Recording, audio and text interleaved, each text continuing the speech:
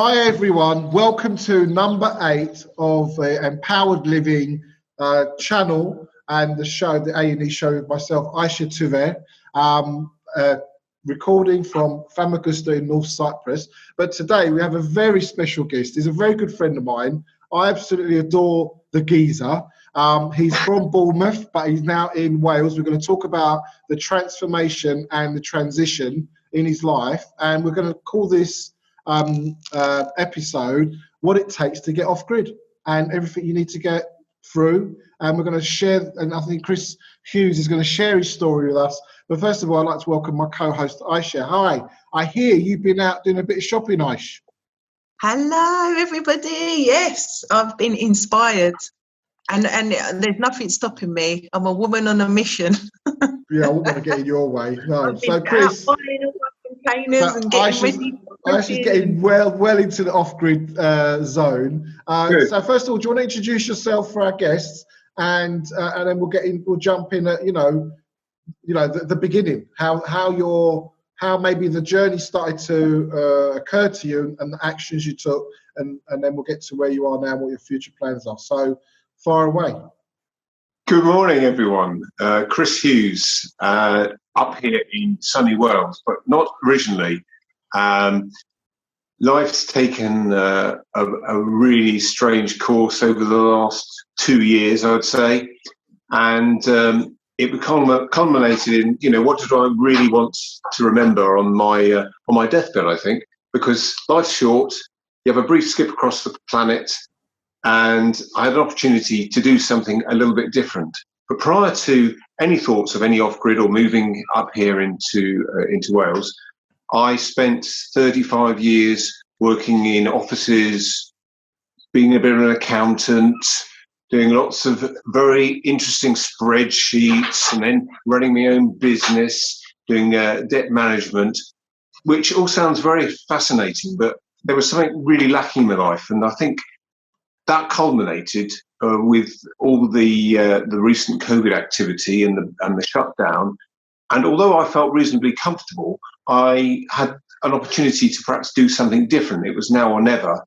I thought I was too old for it, in my late 50s, to do something like that. But in actual fact, it's the greatest thing we've ever done. It's been really tough. It's been very much learning some new skills that I really wasn't that practical.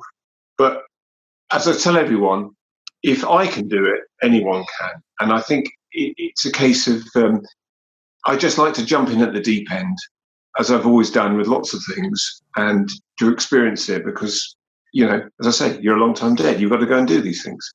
And that's very inspiring, that what you've just said. But I think there's some practicalities, because you had a house, you had a certain lifestyle, and you had a business that you were running. That was when I met you, and things were quite fixed, and they've been like that a while. And to kind of unbolt everything, and not only just move, you didn't move house, you changed your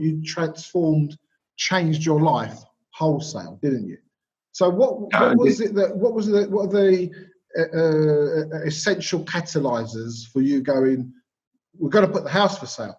Because I guess that's the first thing, maybe. Yeah, I had a comfortable lifestyle, but I wanted something more. We both wanted something more. We wanted to be able to grow our own food more than we had been doing. I mean, we tried it. It worked. It actually got off the ground. And it was quite a shame that we had to leave what we'd already started. But we had the opportunity of, it's not vast, 4 acres, but we had the opportunity to go and do something different. So I had a look around, thought about how we could manage things on being a bit more off-grid. To be honest, I was full of terror at this point. I was risking a comfortable lifestyle. I could have been okay in my house down near Bournemouth, in the New Forest and everything else. But I actually thought, you've got to do this. You've got to go and do something. You will regret it if you've never tried. So I risked everything. We came here in November 2020. Having suffered from various lockdowns. There was a lockdown in place when I arrived. I didn't go to the pub for ages, the local, You essential. You have suffered. Yeah, indeed. And it was really a baptism of fire. First thing we did when we arrived, no furniture turned up. They were stuck and broke down on the Brecon Beacon somewhere on the way to where we are between Lampeter and Aberystwyth. And then the dog escaped, chased hundreds of sheep, and then fell down into a ditch. I then had to go and rescue him, having just driven five hours, and I was eyeball deep in mud. And it was a great start, and there were questions like, why the hell are we doing this, kind of thing. You can imagine. Was there a story of you couldn't get the lorries up the driveway? Basically. Because of the mud or something. When they finally turned up, the trucks couldn't make it up the hill because we were on quite a gradient. We were overlooking the valley here across a nature reserve. And it all sounds idyllic until you try and move massive amounts of furniture in two low loaders. Which I thought would be able to cope with it, but clearly not. So the very next day, I'm out hunting down a transit van, and then I knackered a brand new 20 reg transit van clutch coming up and down the hill. Lots of spray, air freshener on the manifold. I don't think they knew about it, but thank God, and I got away with it. But it was all the combination of things. There was no furniture. Although we have got a holiday barn which had a couple of beds in, so we stayed in there, and that was the other alternative source of income. If we couldn't make anything on growing our own stuff, if we couldn't eat ourselves, then at least we might be able to get some income from a holiday let. However, of course, with lockdown and everything else, that wasn't going to be open until the following April, so we had to make it through in the meantime, and I was very fortunate because I was able to sell, the property down near Bournemouth for a reasonable price. So I had a little bit of cash in the bank to keep us going, which was great. But realization is it's not going to last forever. You've got to be able to. And one of the things was I was so wound up by all these sort of biosecurity worries about not letting people grow food. There's all sorts of rumours going around in Australia right now, and goodness knows what's going on with that. But I needed to make sure that we could just grow. And I think coming to somewhere like rural Wales, where you just get on with it, it was the best place to come because there's no restrictions here, and I'm sure there isn't in Cyprus either. But it's just been mind-boggling. And the first few months were absolutely a great worry to us, but here we are. We're starting to produce stuff. We're starting to get somewhere. It's not easy. Wales is a beautiful part of the world. I've done some driving holidays in Wales. It is. I mean, if you're going to do this anywhere in the UK, I don't think you could top, North Wales area. It is stunning, isn't it? It's absolutely beautiful. Absolutely, it is absolutely fabulous. But I originally had my heart set on Scotland, although originally from Wales, a family from Wales, named like Hughes, although they were North Wales. North Wales isn't quite so fertile as Mid Wales down here. It's too mountainous, too rocky. And that's one of the reasons for looking in this area, near Lampeter, near Aberystwyth. There's lots of off-grid people here, and we all work as a bit of a community, which is great because we all try and help each other. And, there's obviously a good spirit amongst us. We want to try and get there. Just to nail the empowerment aspect of the show, is what do you think was the tipping point? What made you, if you could isolate one, what was the thing that kind of got you to go, right, we're doing this? At what point do you think it went from, it could have gone that way, but it went this way? I think initially it was the feeling of helplessness when I was locked down. I think that did cultivate it. That was one of the main motivators. We wanted to be free of standing outside Tesco queues for hours. We wanted to be able to say, well, if I want something, I'll go in the garden and get it. Or I'll go and I've got my own chickens now. I can go and get my own eggs whenever I need them. And I wasn't really able to do that where I was. Although I suppose it was a reasonable sized garden. I suppose it's about a quarter of an acre. You could actually have physically lived off that, but it was too restrictive, and there wasn't that same community spirit that I wanted to try and embed in people, such as a bit of a bartering system where we all grew different stuff. That would have been great. Or even if you've got a window box, you could have grown stuff, to be honest with you, and traded it with neighbours, but it didn't quite get there. That's a lot more different here. People really feel it's about trying to produce their own stuff and trading it with neighbours. I mean, this is something that Ayşe and I have talked about in other episodes. In North Cyprus, there is a culture. You know, whenever I go to a friend's house, someone comes in, they bring eggs with them, or they bring some fruit off the tree, or they baked something and they brought it. You know, there's this people are home producers of produce. You know, they are producing at a very small scale, but at a family scale, it works. You know, you're getting the daily. I mean, I've got more lettuce than I'll ever eat. I've just planted. Well, I keep saying 54 tomato plants, but it isn't. I planted another 20 after that. So, you know, people say, we could do all those tomatoes. Well, I'm going to make tomato paste. I'm going to do sun-dried tomatoes. I'm going to do all these different variants of, and then what I don't need, what I can't use, because you can't use it all, is give it to other people. And that's what they do here. That's right. Well, people pass it on. So you found that culture in Wales was a lot more readily, and also you're rural. I mean, you are really rural, aren't you, where you are? Yeah, we are right in the middle of nowhere. So having said that, you know, it's about, you know, around the back track, you can walk a couple of miles to a small village where there's about 5 pubs. I mean, I know that's not the main motivator, but there's a shop there and everything else, but we try and not go there. We try and do our own thing. At baking and everything else. What were the main factors that made you go to that location, though, specifically? I mean, did you actually have a look, you know, if there are people of the same mentality around, you know, to build that micro community, and you know, if you've got your own sort of source of water, or I mean, is it got good soil? I mean, did you have to literally do like an analysis and then say, well, I'm going to go there, and that's the spot? I think in the end we had about 5 different locations to look at, and one of the motivators was the fact that it was very fertile here. The soil was good, albeit, you know, it was cold. Excuse me. There was a really good opportunity to grow decent stuff, and that's what I went for. Plus, there was also the opportunity to have a barn next door that I could rent out if I couldn't get income from another source, whereas I didn't have that at other locations.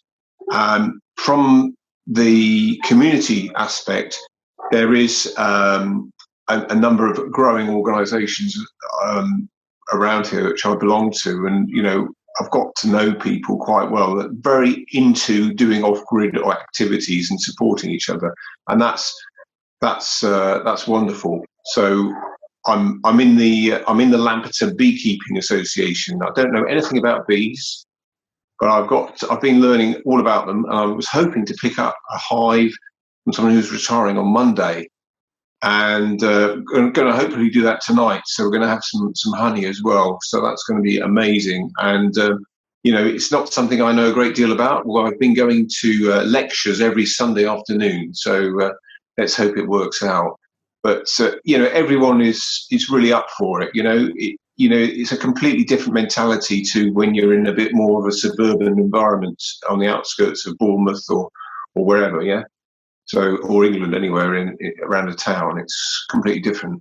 So I wanted to ask you. We're kind of jumping way ahead now, but you've been posting pictures on Facebook and social media platforms sharing your journey. And I saw the other day you were doing a chainsaw course. Yeah, I've fully qualified as a chainsaw operator now. I'm up to small trees, so That's basically fairly large trees, actually, if you want the precise definition. And I'd never really handled a chainsaw before. You know, about a year ago, and I was starting to use it outside, and I was doing lots of things wrong. I thought, well, I better get myself a bit more qualified and know what I'm doing. And now I'm feeling fairly confident. So I've been doing a few jobs around the local community, helping people out, chopping trees down, storing wood. You know, it's been really interesting working out in forests and everything else. So it's been completely different lifestyle. Are you using wood to heat the house as well? Yes, I've got a couple of wood burners, so we do have backup. It being Wales, they're well into oil central heating, which is prohibitively expensive. But that's the main way I heat the barn, the guest accommodation. So I have to have some of that, unfortunately. But and are the guests? I assume now that you've got people coming. I mean, are you using Airbnb or whatever? People are booking and coming to stay. Yeah, that's happening, is it? It is indeed, and I've had probably about 100 guests so far, 100 stays so far. So it's been absolutely amazing. Just over a year, so it's been full on. A very good friend of mine that we both know, I'm not going to name him because it's his anonymity, but he moved from West London to Eastbourne. You may know who I mean. And he had a bigger house than he needed, and he did Airbnb, and he had like 3 extra bedrooms in his house or more or whatever. And he said, you know, Ken, he says, I used to spend my whole life traveling all over the country, all over the world to meet interesting people. He says, now they just come here and I make them breakfast. So he said, you know, it's really opened up his world to meeting interesting people, you know, and it's been an amazing experience for him. You do become very expert at ironing sheets. Yeah. Not something I thought I would be. I can tell you all about that. So cool. So there's been some fundamental. What would you like to say? You've got some land, and I don't know if you've got a well. I remember you saying you've got a stream going through. We've got a stream that becomes Niagara when it starts to rain. So there's a great source of water. So we're never going to be short of water. So you've got water, and in Wales there's the hills, and you've got water coming. So that's great. I think there's 3 elements that I've worked out that you need. You need good soil, you need sunshine, and you need water. So obviously you don't have the sunshine levels that we have here in North Cyprus. And one of the things that I remember you starting to talk about in one of our previous podcasts was this idea of a polytunnel. I'm going to bring up the picture on that. Actually, I'll just share my screen, and there's a picture of your polytunnel. So this is quite a jump from just having some grass and an open field to you know, aiding your production, your ability to produce viable produce. Can you tell us a little bit about, you know, what was involved in this? Because it all looks quite easy, but I imagine it was not anything but. It was a truly gargantuan project, which I didn't think it was going to be. But initially, it was getting a sort of kit together, sizing wise. So I went over and I sized it up, and it's basically 50 foot long, and it's about 20 foot wide. The initial problem was when could we put it up, because you had to put concrete foundations down to get the scaffolding in. It being Wales and it being windy, it needs to be fairly robust. That in itself wasn't too bad, but actually putting the cover on, I had to have three other guys to help me. I'm sure it could be done once by one person, so they knew what they were doing, but there has to be no wind, basically. If there's any wind, you're going to have you know, flying off like a parachutist kite sort of affair. So it was really tricky, and it took from getting it in December, I didn't really get it up until, if you pardon the expression, until March. which was a hell of a long time, and we just didn't have the right conditions, and it took forever. But once up, you know, everything can really take off in there. And you know, part of the problem is that if you need help and you don't have helpers available, you know, if you rely on commercial people to come in, you do find there is a little bit of, well, yeah, maybe I'll come back next week. And, you know, it's all very manana, if you like. And having been a person that's always worked to very sort of tight deadlines and make sure things happened on time, it was a new way of looking at life, I can tell you. Can I ask as well, I mean, in terms of, if you don't mind sharing this with us, you know, obviously these are UK figures, but what would something like, you know, what did that set you back? I mean, is it quite a big investment, or? I think it was in the region of about £2,000. Right. Yeah. So it's not a tent, is it? It's something a lot more. But that includes digging and putting in the concrete footings, and because obviously 20 foot by 50 foot is not a small. Well, imagine obviously it's not a big commercial polytunnel, but for a domestic, that's quite a big area. Yeah, it's fairly large. It's not. It's you know, I should have gone even bigger, to be honest, because everyone says once you get one, you always want a bigger one. Again, pardon the expression, but it actually did feel a bit like that. So once you get going, the thing is, I didn't really have a lot of land set up last year for growing outside, and obviously the intention was to bring as many seeds and everything else on in the polytunnel, but we're restricted in Wales. You can't guarantee warmth till you start really getting into May, once you're free of the frost. So unlike yourselves in sunny Cyprus there, we're kind of looking at you know, good growing season, May, June, July, August, September. I then tried to grow stuff from September and was reasonably successful. However, we let the chickens wander around the polytunnel during the winter, which was a bit of a mistake, because a lot of things got eaten. I was going to say, that's not a good idea. Marvelous, yeah.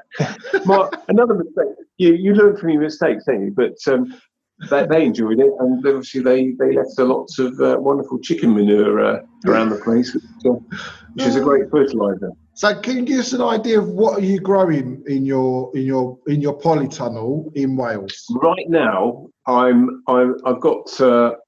actually got thousands of tomato plants coming on. I've got a few indoors, but I've got literally hundreds of the things in there. I'm growing all the essentials. So we're looking at kale, which I'm putting outside. Cauliflowers I've become a master of. I've managed to grow those quite well. So I thought I'm going to concentrate with that. And, you know, my cauliflower cheese has become legendary with a bit of fennel. It seems to work quite well. I'm really into kohlrabi. Again, that's something that is a bit like a turnip and goes outside as soon as. So bringing it on in there first, then switching outside. But what I've also tried to do is avocado, because it gets really hot in there. So avocado you can grow in Wales. Grapes, great in there. So I'm doing a couple of vines. Obviously, nothing on par with wonderful Cyprus, but we'll do our best. And I've got a lot of strawberries growing in there, as well as an experiment. I've not gone down the... that sounds like a great list of produce. I mean, are you managing to, as a percentage of your weekly calorie intake, how much of your food is coming from your own efforts? Well, at the moment, it's probably in the region of about 10 to 20%, but that's going to go right up because we're going to try and preserve as much as we can. Last year was really a bit of an experiment, and you know, I've got to be honest. We did rely on doing quite a lot of shopping from shops to keep us going, but that's going to have to come to an end now. And really, we're going to accelerate our own growing program. I've got about a crop of approximately 500 potatoes growing. So we'll see how that goes. You know, and as I say, probably too many for me, but I can trade them with neighbours and everything else. and I'm looking forward to doing lots of different things that I've not done with veg, and you can actually really surprise yourself at how wonderful it is. You don't need to eat meat all the time. I'm not a vegetarian, but you can actually survive quite comfortably on decent vegetables. And I think the UK never had a revolution, and they've always blamed it on the potato. To be honest, lots of other countries had bread riots, led to revolutions, but in this country, because of the potato, it managed to feed people and give them vitamins. So at least, hopefully, that'll see us through.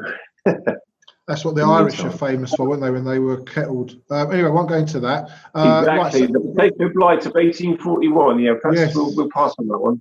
Yeah. Right, I'll go. Yeah, we're not going that way. Right, I wanted to ask you about your Highland. Was it Highland? Highland cattle. Yeah, I've got a couple of Highland cattle which I'm looking after at the moment in my paddock. That's Rosebud. Yeah, they're all named. They were pets before. They're only 1 year old. They're guests purely at the moment, just to keep the grass nice and short.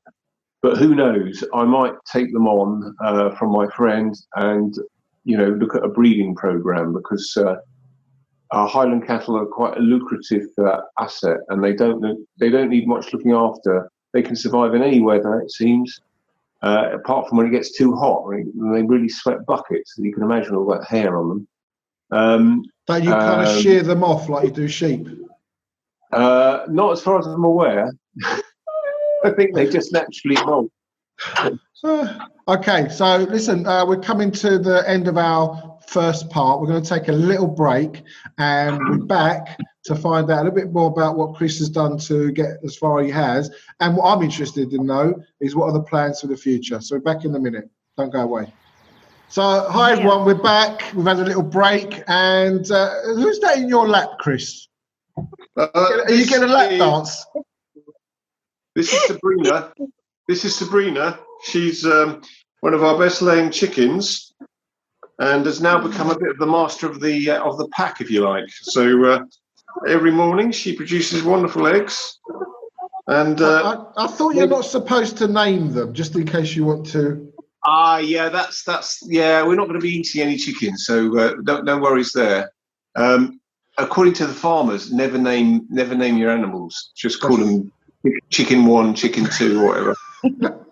But we couldn't do that. They become more than just chickens. They're part of the family now, and it's only a matter of time before they move into the night bed, I think. But if they get replaced by the feathery friends. Are the chickens free? Are they free range? They're just allowed to, walk around everywhere, or do you specifically have them in like a little coop or a big coop? Oh well, yes. Basically, as I said ago, I spent a very long time building the Polytunnel. I also spent a very long time building a massive shed for my workshop. Right? Obviously it was going to have all my tools in, lovely big workbench. But it was decided after a period of time that this would make an excellent place to store the chickens, as opposed to being a workplace. And they're in there every night, really. It doesn't sound like a very democratic part of North Wales to me, Chris. Well, I caved in there because, to be honest, I did feel for their safety. I mean, there's quite a few foxes about. We did have a coop outside, but I thought that a bit of double security, a coop within a coop within a coop. It was going to be a lot more secure. So for a man that hasn't got many dexterous skills, you have really. I mean, like there's a picture I just want to show the audience of you in a digger, and I know you've got your chainsaw skills. You're building huts and whatnot. I mean, yeah. Are you getting help? I mean, do you just jump into the digger and get going, or does your mate bring it over and you kind of says to you, right, this one for forward, this one to turn it, and you just... Well, I did a bit of a barter trade. I said I'll do some work for you, if you can do a couple of days on my land. So it's kind of along those lines. So I did some stuff for him, some chainsawing for him, and then he brought the digger up. He did a lot of the digging. I had a go. I've got to be honest. I'm not the world's greatest digger operator, but I've had a go. I'm going to do some more hopefully in the future when I'm digging my cellar for preservation of food.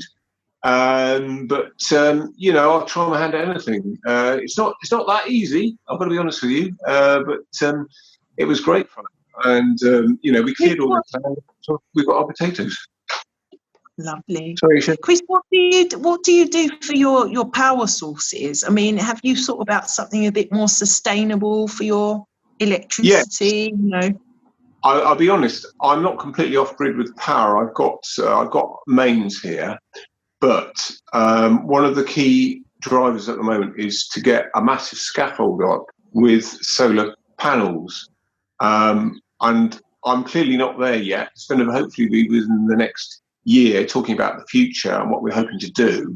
We want to try and become a lot more using wind energy and also using solar.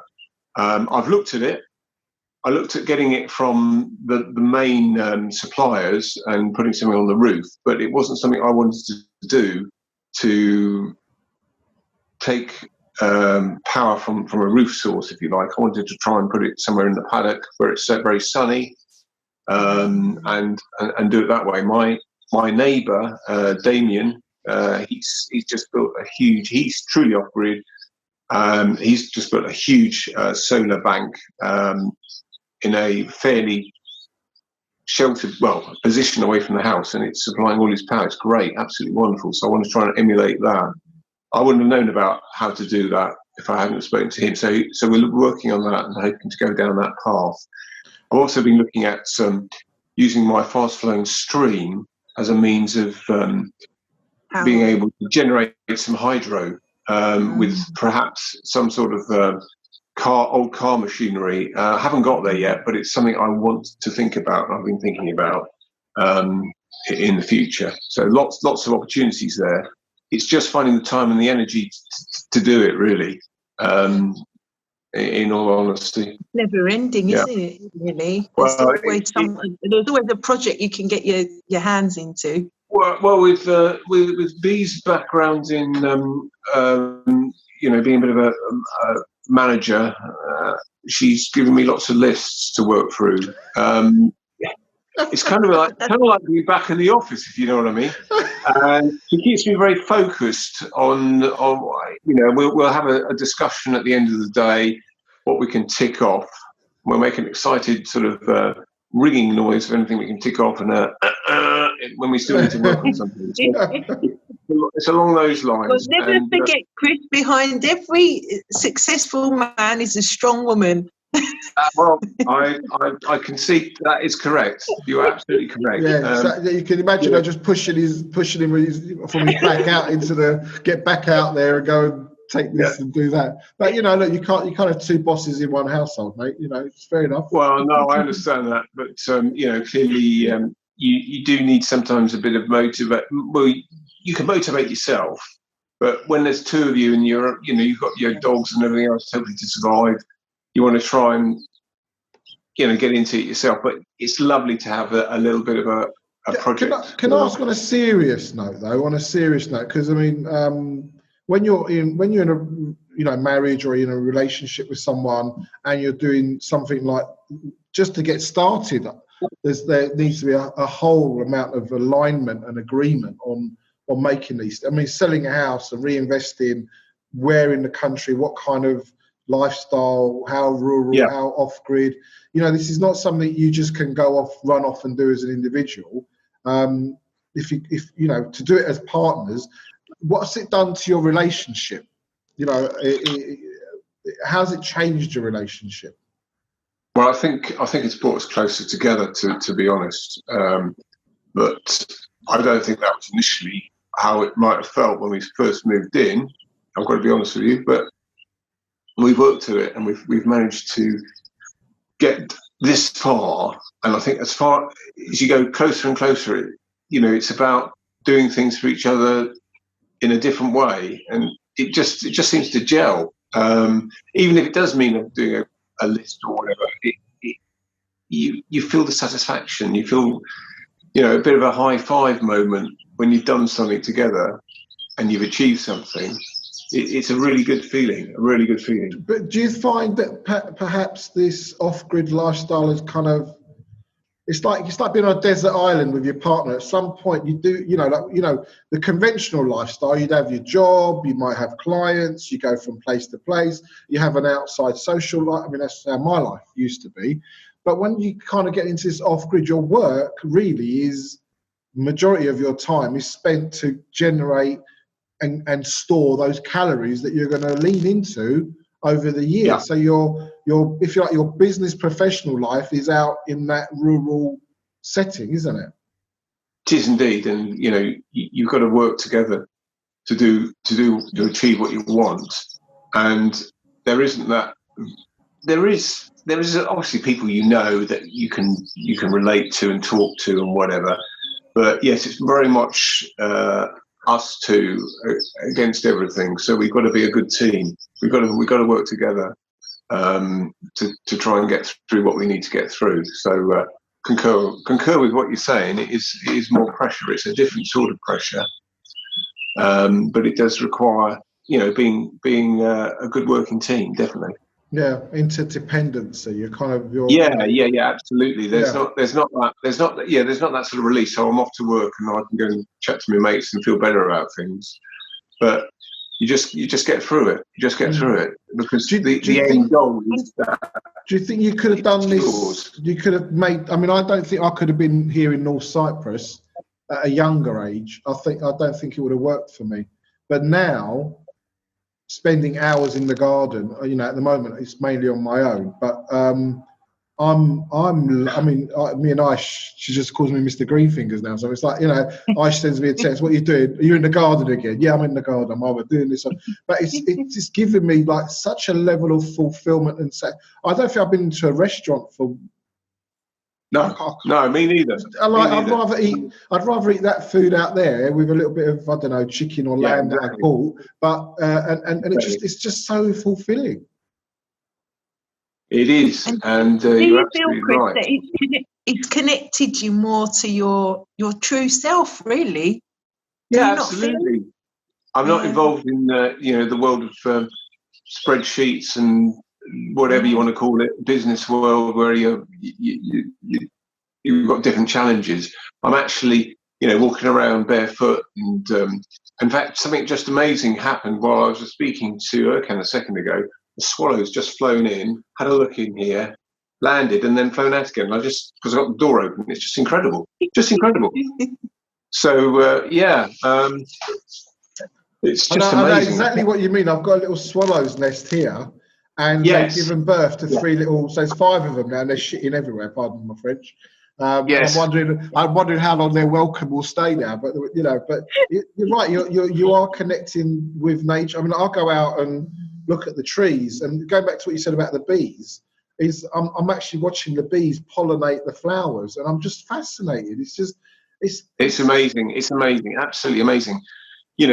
And with the birds, the swallows we had last year, you like to think they're the same pair that came and nested in our stable last year. I hope they are, because they're a couple of lovebirds on the wire here. It's just incredible, and they're building that nest. And I think they wanted to build one in here a second ago, but they just did a recce. So So other than the, I think you talked about the solar panels. You've obviously learned to use the digger, you've got the chainsaw, you've built a polytunnel, a shed, you've got the chickens, you've got Highland cattle. That seems like enough on its own. I know this hasn't happened overnight and it takes time, but what are your, other than that, what are your immediate plans now, maybe between now and the summer, over the summer? Well, I want to, I'm hopefully going to bottle a load of honey. One of the rationales for coming here was I met this guy who was a local priest down on the south coast, actually a Welsh guy. I was talking to him and I said I was thinking of moving to Wales. And I spoke about, well, maybe I'll get some bees, who knows? He gave me a £20 note. And he said, when you've got some honey, send it to me. So you got your first order. So there's no, yeah, exactly. So 2 years down the line, I might have something for him. So I'll try and dispatch that to him in the next few months, hopefully. So that in itself might seem a small thing, but actually it was one of the main motivators for getting into the beekeeping as well. What because a wonderful I mentioned thing! it. What a wonderful thing Yeah. he did for you. He's primed you. Yeah. Yeah, I get it. He did. Absolutely. That's Absolutely. And in the scheme of things, that is tiny, but it is actually generated such a great deal of interest from me and B to try and make sure we get the bees in place. All being well, tonight at midnight, I'm picking up 40,000, 50,000 bees and bringing them here. Oh, you're getting them with the bees in situ. So how many hives is that? Well, that's one hive. Oh. It's already well established. So peak season, normally there's about 60,000 bees in a go pick that up, put it in your boot, and then drive it and place it wherever you. Yeah, hang on a minute. You don't really want to put it in the back of the car, because if they get out, you don't want 60,000 bees in the car. You'll be getting out pretty damn quick. Myself and this other off-grid guy, James, we're meeting about 10 o'clock tonight. And we're going over to a couple of retiring for keeping bees. He's getting one hive, I'm getting another one. And we're going to sit them on a trailer. So do you cover them? Yeah. I was going to put a sheet over, and we've got basically there's a wooden sort of plug you can put where they normally come out at the bottom of the hive, and we'll probably put some tape around it as well so they don't all escape. But essentially, we're going to come here, drop them off. I've got a base all lined up. I'm going to put them on this base facing southwest. And then, there's loads of flowers here, but there's also lots of dandelion. Dandelion's brilliant for bees. And I've got lemon balm growing everywhere, which has got lovely flowers, which will keep them interested. But they'll probably range up to 3 miles in sort of area of where they need to go range. Really? And therefore, I think one of the weird things you need to know is that if you move a beehive, you can only move it either 3 feet or 3 miles, because anywhere in between, they'll get lost. Okay? So if it's 3 miles away, they'll think, oh, this is the new home, I'll get used to it. If it's under that distance, they'll fly back and try and find the hive. Same as if you move it over, 10 foot, they won't recognise a hive again if it's not in the same position that they come back to. But you can move it 3 feet and they'll cope with it. So it's really unusual. But looking forward to seeing how it goes with one hive, and then we'll take it from there. I'm a member of the Beekeeping Association, so I've learned all about it. So that's fascinating. And what about if you start? I don't know what your stocking fruit trees are, but obviously bees make honey, but they also pollinate, which is they do indeed. We're going to get them straight into the polytunnel, obviously, but I've got apples, pears, apricots, peaches, and I've gone down the whole sort of currant range as well. I've got black currants, I've got white currants, red currants, gooseberries. They're all growing in what I affectionately term, or the last owners termed as the orchard, which is not that big an area, but it's got about 5 apple trees and two plum trees as well, cherry trees. I'm going to send you a tenner, right? I'm going to send you a tenner. I want to put an order in for some jam. Okay. All right. Okay. I like that. Okay. Yeah. Ayse, have you got any more questions for Chris or anything else you want to share with him? Because you're in this world as well, aren't you? Oh, absolutely. Chris, what about your water supply? Because you mentioned a bit earlier about collecting rainwater. Yes. Yeah. Essentially, what we're doing is I don't drink anything but rainwater. Now, there are various ways of filtering that water. Essentially, I'm collecting it using a very sort of Heath Robinson Chris Hughes homemade rubbishy system. I've got lots of bits of guttering going into a big blue tub, and then I'm filtering that through lots of various bits of material. And all I do is add Himalayan salt to it and drink it from that. And it's, so far, I'm still alive. So, you know, but the interesting thing is they don't put fluoride in the water, the mains water in Wales, but they do use some other stuff, if you know what I mean. So I'm quite keen to try and get as fresh water as possible. With regards to, there is mains here, but I believe there is a well, some sort of spring on this land, and I haven't found it yet. But bit of local history. I've been able to track down, apparently the guy that lived here years and years ago is still living locally in the village of Tregaron, and he's 92 years old. And I want to try and have a chat with him sometime, glean some knowledge of what the water source was, because apparently this used to be itself was a bigger farm. And they sold off a lot of the fields and things. So, but he did have a water source here. What about the river, Chris? Can't you take water out of the river, or doesn't it work that way? I can indeed. That's always running, but I'm a little bit suspicious of what else has gone into that river from upstream. Obviously, there's a lot of sheep. Farmers use various products on sheep. That's why I'm a little bit swayed away from that. But if worse came to worse, I've got a water purifier. I could actually drink that, obviously. Yeah, that is a way forward. If that's what we can look at. Right, we've got a couple of bit of housekeeping I'd like to take care of. Guys, if you like what we're doing, please like and subscribe to the channel, share it. We do share some of our videos on YouTube, but this will be on YouTube because I don't think there's anything that radical that will get us banned. But the guests and subjects that are a little bit more edgy, we're putting on to Odyssey.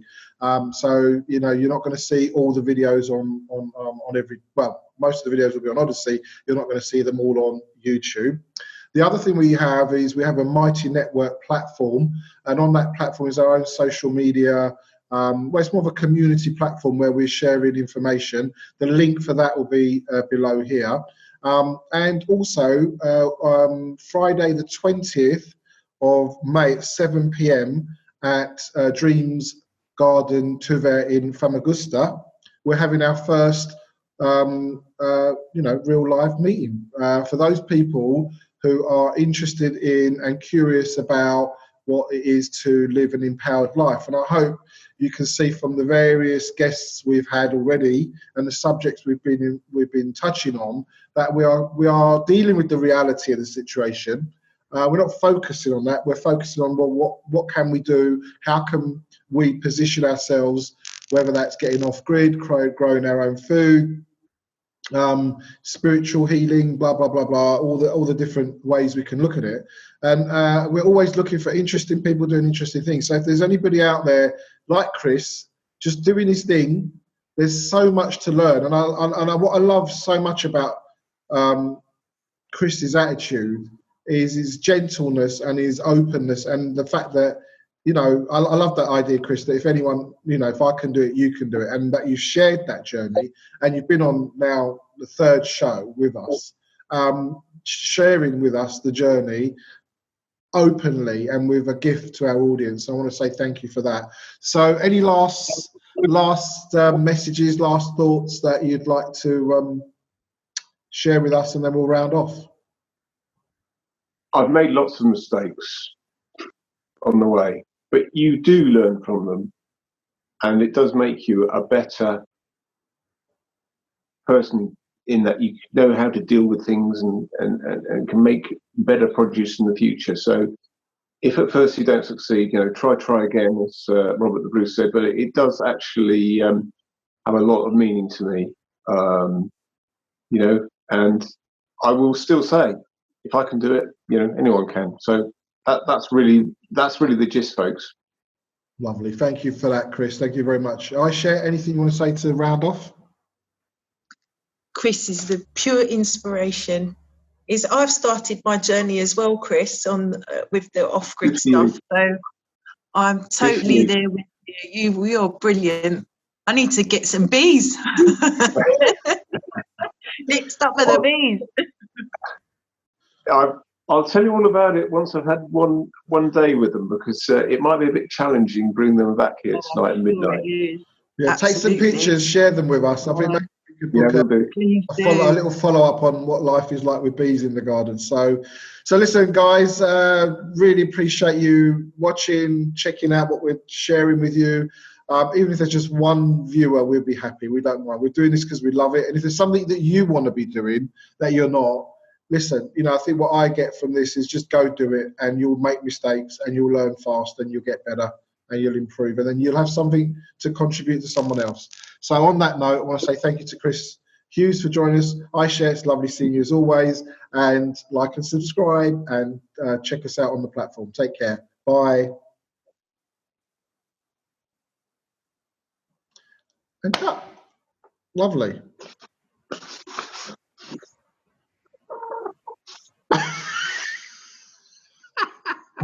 Good. I'm glad.